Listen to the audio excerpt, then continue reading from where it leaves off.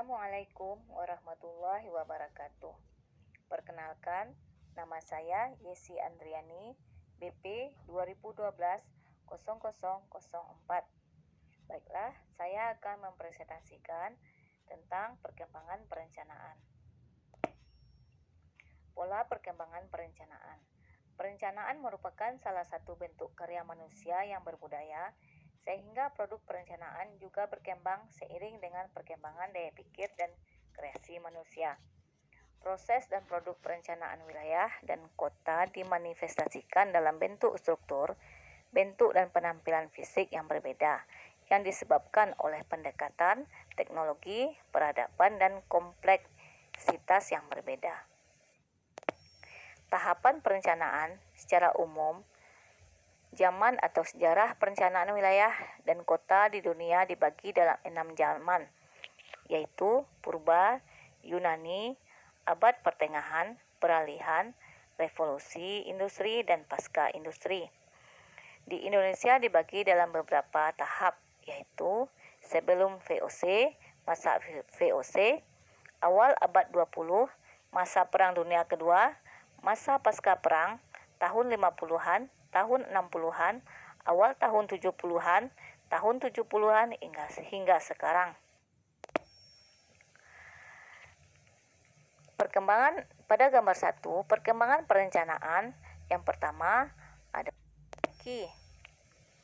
EEQ atau Economic Order Quantity, merupakan jumlah kuantitas barang yang dapat diperoleh dengan biaya yang minimal atau sering dikatakan sebagai jumlah pembelian yang optimal. Metode EOQ, Economic Order Quantity ini adalah metode yang digunakan untuk mencari titik keseimbangan antara biaya pemesanan dengan biaya penyimpanan agar diperoleh suatu biaya yang minimum. Atas dasar model EOQ, maka untuk menghitung biaya persediaan yang paling optimal digunakan model Total Incremental Cost yang dapat dirumuskan sebagai berikut. Total persediaan sama dengan total biaya penyimpanan tambah total biaya pemesanan. Model EOQ dapat dibenarkan apabila asumsi-asumsi berikut dapat dipenuhi. Yang pertama, permintaan konstan dan seragam meskipun model EOQ mengasumsikan permintaan konstan, permintaan sesungguhnya mungkin bervariasi dari hari ke hari. Harga per unit konstan memasukkan variabel harga yang timbul dari diskon kuantitas dapat ditangani dengan agak mudah dengan cara memodifikasi model awal, mendefinisikan kembali biaya total dan menentukan kuantitas pesanan yang optimal. Yang ketiga, biaya pemesanan konstan. Biaya penyimpanan per unit mungkin bervariasi sangat besar ketika besarnya persediaan meningkat. Keempat, biaya pemesanan konstan. Meskipun asumsi ini umumnya valid, pelanggan asumsi dapat diakomodir dengan memodifikasi model EOQ dengan awal cara yang sama dengan yang digunakan untuk harga per unit variabel. Kelima, pengiriman seketika.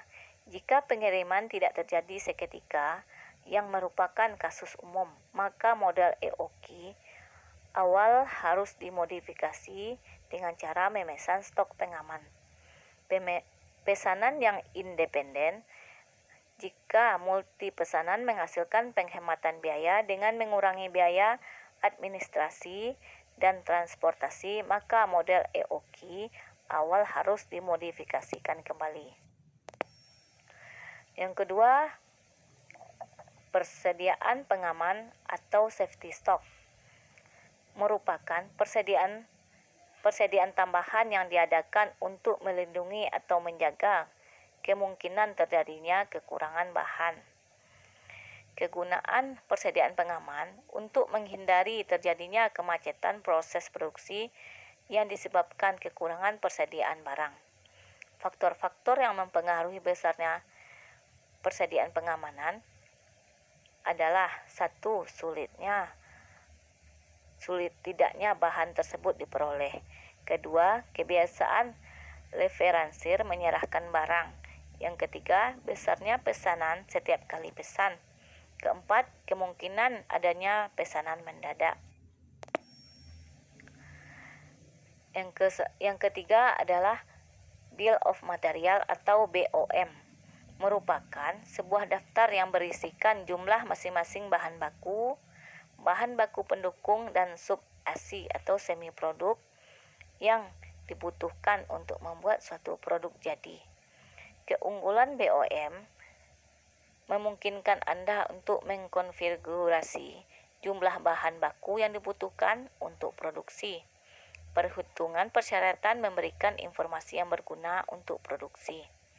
Perbedaan hasil dapat dianalisis untuk mencerminkan lokasi produksi yang sebenarnya. BOM yang terdaftar menjadi dasar manajemen persediaan produksi sehubungan dengan fungsi-fungsi lainnya. Bill of Management berisi informasi nama dan jumlah komponen-komponen yang dipakai untuk menghasilkan satu produk. BOM merupakan daftar terstruktur yang menunjukkan hubungan antara produk jadi dengan berbagai macam komponennya. BOM berguna untuk menspesifikasikan produksi, pembebanan biaya, dan sebagai daftar bahan yang harus dikeluarkan untuk karyawan produksi atau perakitan. Selanjutnya yang keempat yaitu perintah kerja. Metode-metode manajemen ilmiah telah banyak diterapkan pada bermacam-macam kegiatan organisasi, terutama dalam peningkatan produktivitas. Teknik-teknik efisiensi manajemen seperti studi gerak atau waktu telah menyebabkan kegiatan dapat dilaksanakan lebih efisien. Gagasan seleksi dan perkembangan ilmiah para karyawan menimbulkan kesadaran akan pentingnya kemampuan dan latihan untuk meningkatkan efektivitas karyawan.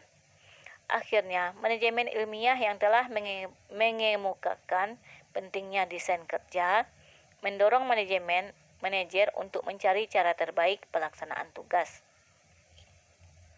Kelola perintah kerja, kelola pesanan kerja, pesanan ke stok, dan pesanan ke pesanan.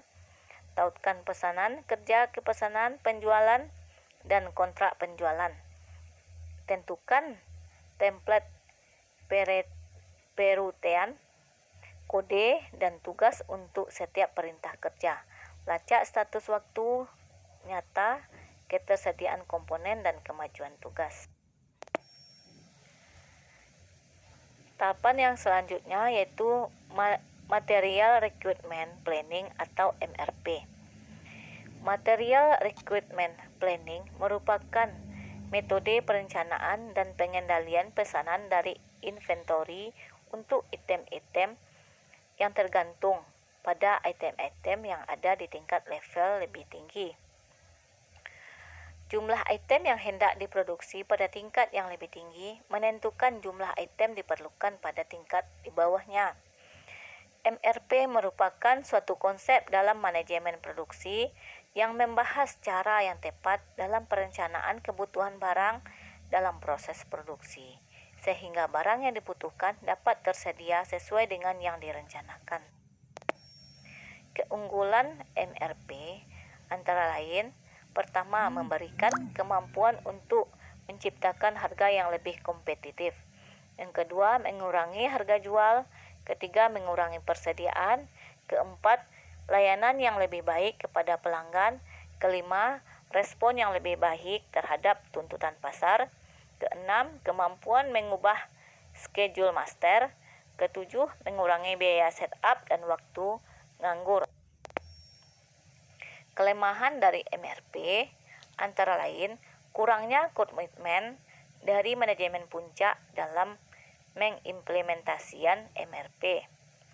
Kedua, MRP dipandang sebagai sesuatu yang terpisah dari sistem lain, lebih dipandang sebagai sistem yang berdiri sendiri dalam menjalankan operasi perusahaan daripada sebagai suatu sistem yang terkait dengan sistem lain dalam perusahaan atau suatu bagian dari keseluruhan sistem perusahaan.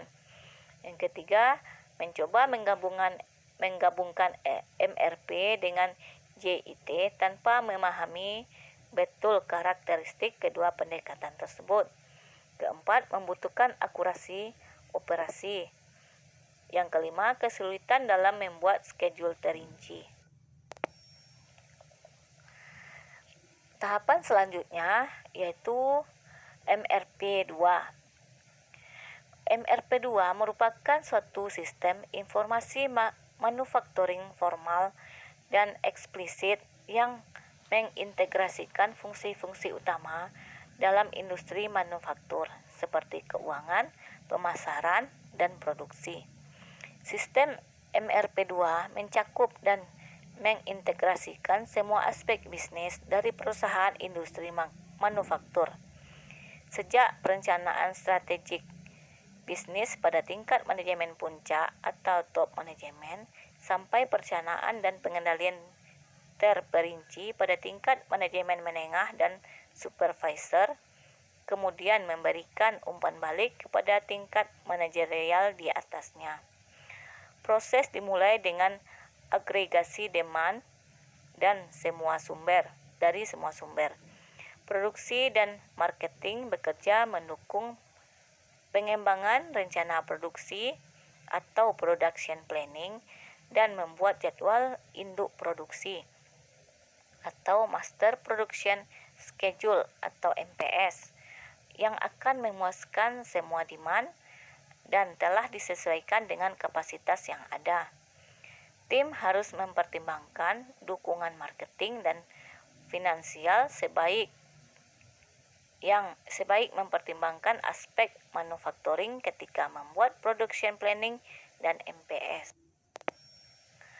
Aktivitas perencanaan dalam MRP2 yang pertama itu business forecasting. Business forecasting mengevaluasi faktor politik, ekonomi, demografi, teknologi, dan kompetitif yang akan mempengaruhi permintaan produk perusahaan. Top manajemen merespons semua aktivitas ini. Yang kedua, produk dan sales planning.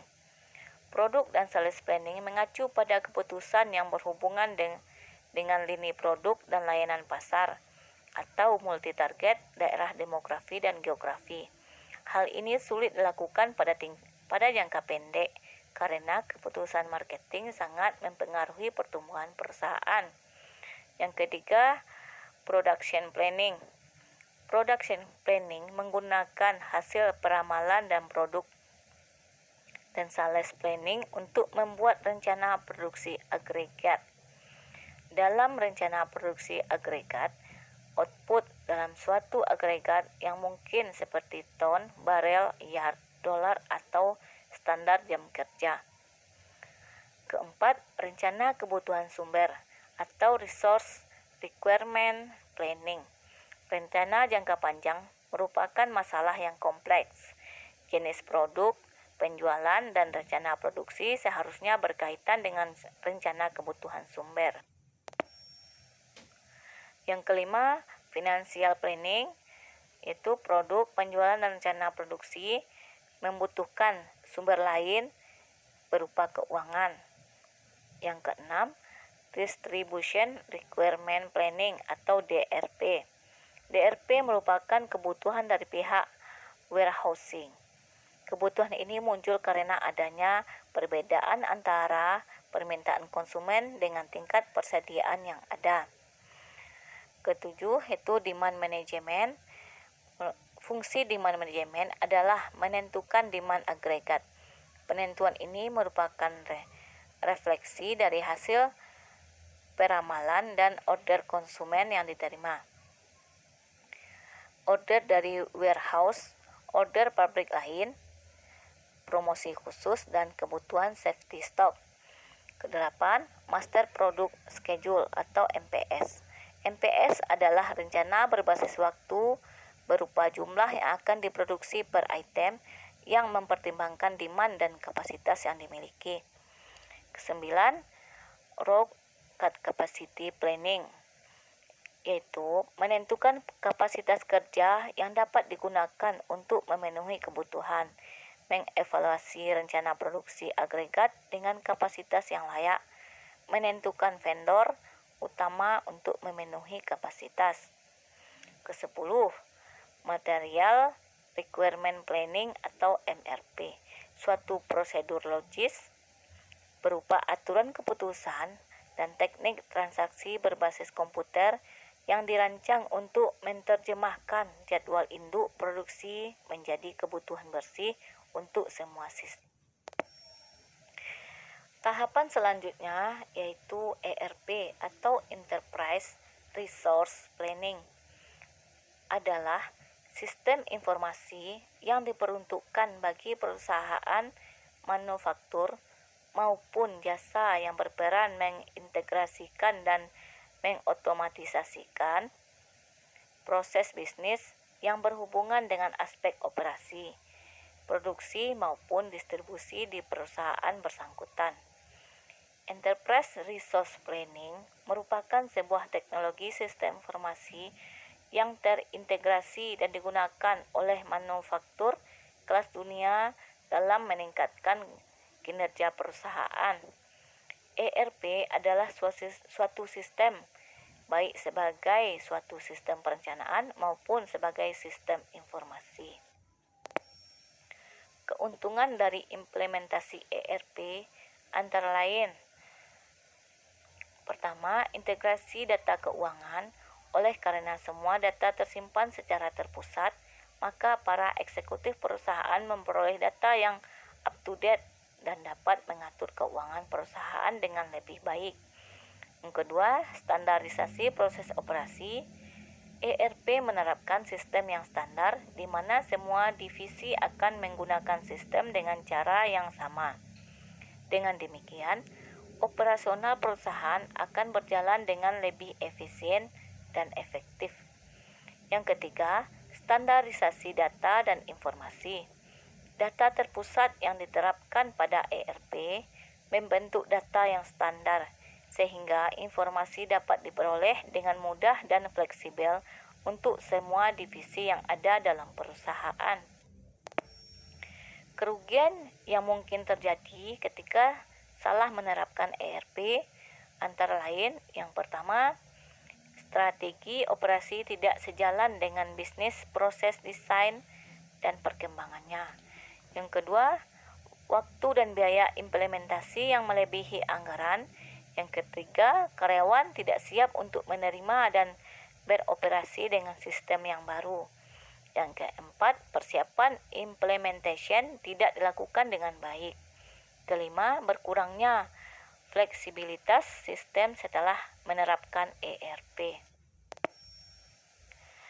Tahapan yang terakhir yaitu Enterprise Risk Management atau ERM. Adalah sebuah proses berpengaruh pada sebuah entitas jajaran direksi, pihak manajemen, dan personel lain.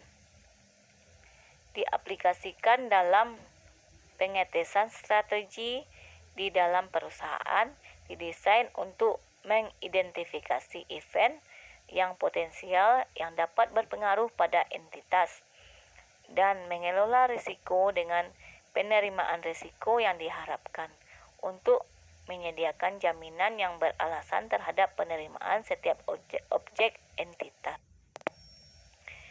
ERM tersebut mencerminkan beberapa konsep fundamental. Yang pertama, proses yang berjalan dan mengalir ke seluruh entitas. Yang kedua, dibuat oleh manusia dari segala lapisan organisasi. Yang ketiga, diterapkan sebagai bagian dari penetapan strategi. Keempat, berlaku di seluruh perusahaan, di setiap tingkat dan unit, dan meliputi pandangan tentang risiko di tingkat entitas atau perusahaan. Yang kelima, dirancang untuk mengidentifikasi peristiwa yang berpotensi terjadi, yang jika terjadi akan berdampak terhadap entitas. Untuk mengelola risiko dapat dapat batas fisik untuk mengelola risiko dapat batas risk appetite. Keenam, dapat memberikan keyakinan yang layak atau memadai pada manajemen atau direksi atau dewan komisaris. Ketujuh, diarahkan untuk mencapai tujuan-tujuan dalam satu atau lebih kategori yang terpisah tapi tumpang tindih. Komponen ERP yang pertama, internal environment atau lingkungan internal. Lingkungan internal menjadi penentu organisasi dan menjadi dasar bagaimana risiko dipandang dan diperlakukan oleh orang-orang dalam entitas. Juga falsafah atau pandangan tentang pengelolaan risiko atau risk management, filosofi dan risk appetite, nilai integritas dan etika atau integrity and ethical value, dan lingkungan di mana mereka beroperasi. Yang kedua, objective setting atau penentu tujuan. Tujuan harus ada terlebih dahulu sebelum manajemen dapat mengidentifikasi peristiwa-peristiwa yang bisa terjadi atau potensial event yang mempengaruhi keberhasilan mencapai tujuan. ERM memastikan bahwa manajemen mempunyai proses untuk menetapkan tujuan-tujuan entitas dan tujuan-tujuan yang dipilih memang mendukung dan sejalan dengan misi entitas dan konsisten dengan risk appetite. Ketiga, event identification atau identifikasi peristiwa. Peristiwa-peristiwa internal dan eksternal yang berpengaruh terhadap pencapaian tujuan entitas harus diidentifikasi dengan membedakan antara risiko dan peluang. Peluang disalurkan kembali ke strategi manajemen atau proses penetapan tujuan atau objective setting process. Yang keempat, risk assessment atau penilaian risiko. Risiko dianalisis dengan mempertimbangkan beberapa kemungkinan terjadinya likelihood dan dampaknya atau impact sebagai dasar penentuan bagaimana risiko tersebut harus dikelola. Yang kelima, risk responden atau tanggapan terhadap risiko.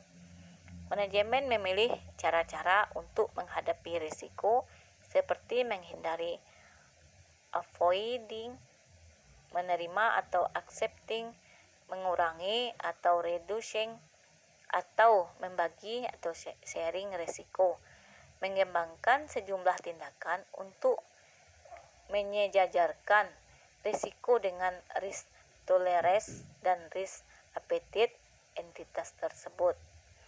Yang keenam, control activities atau kegiatan pengendalian.